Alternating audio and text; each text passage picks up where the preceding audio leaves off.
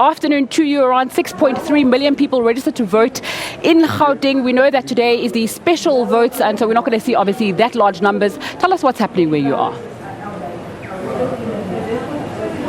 Well, I'm in the heart of the capital city. I'm at one of the old age homes that, of course, are also partaking in the special votes that are taking place today. We've been here since very early this morning. Voting started at around 9 o'clock, and you can see that the numbers have since shrunk. So the majority of the people that are registered to vote here have already casted their votes. So we can, at this stage, confirm that I think over 40 of them have voted now. About 72 of them have registered to vote. So that's the group that is earmarked today to cast their ballots.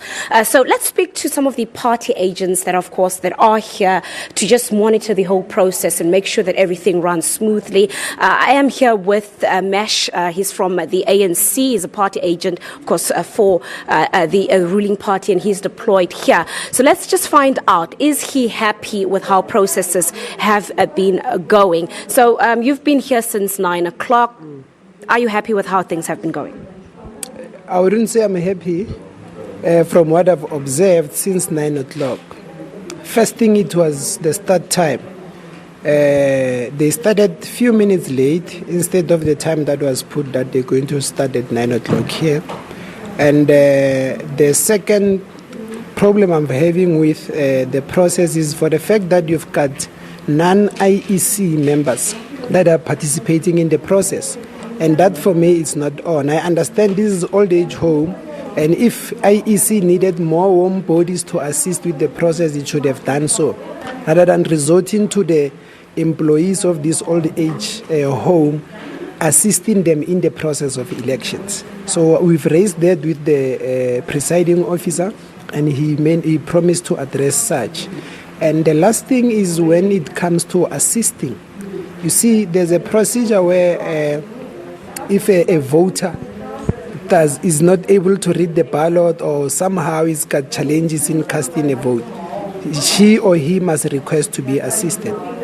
So my problem there is that the presiding officer, I don't think how she's doing it is fair, because the first instance of the observation on this issue of assistance, what I've realized is that the first ballot paper, she did explain, but she explained up until a certain party.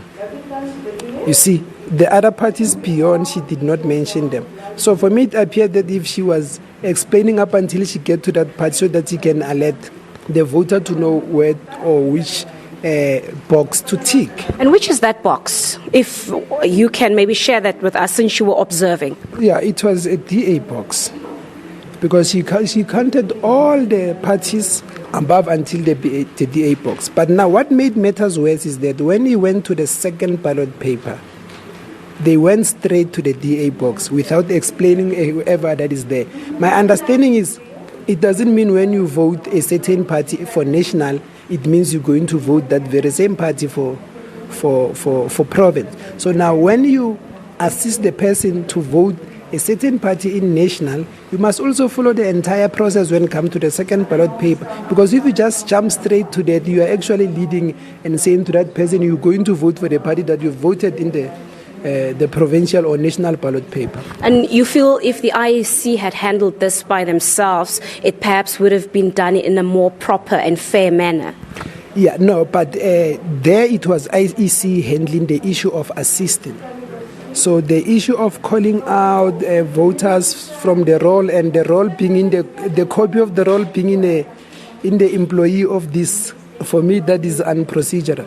But I strongly believe they had good numbers and they really knew what's going to happen here, how many people they're going to turn out and what could be the challenges. They would have handled this a little bit proper than what it was in the morning. I think currently things are falling into place.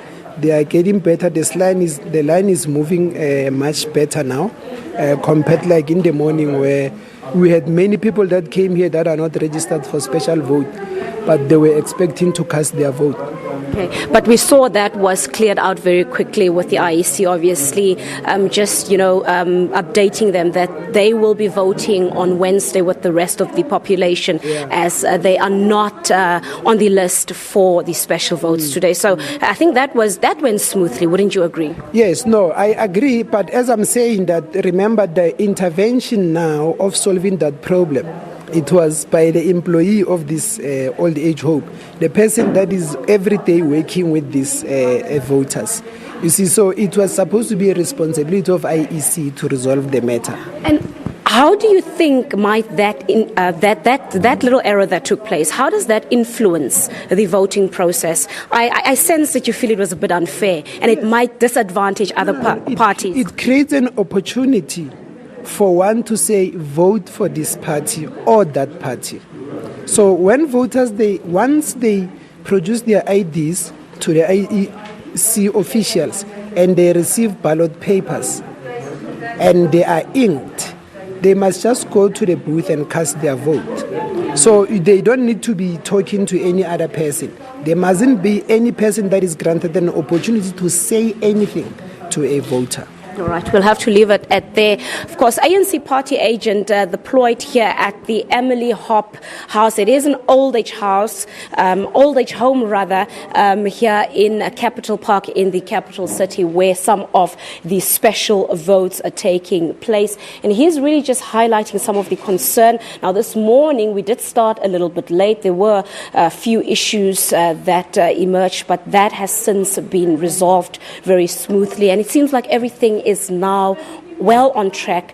It is moving very orderly, and the whole process will be perhaps concluded within an hour or so. As I said, we are already way above about 40 people who have already casted their votes. We expect about 72 of them to vote here today at this particular old age home. So, of course, it's expected, it is the first day, it's expected for problems to be there, but we hope, of course, that as the day progresses, and in particular on Wednesday when the rest of the country will be rising to the polls to cast their votes, that some of the teething issues will be resolved completely so.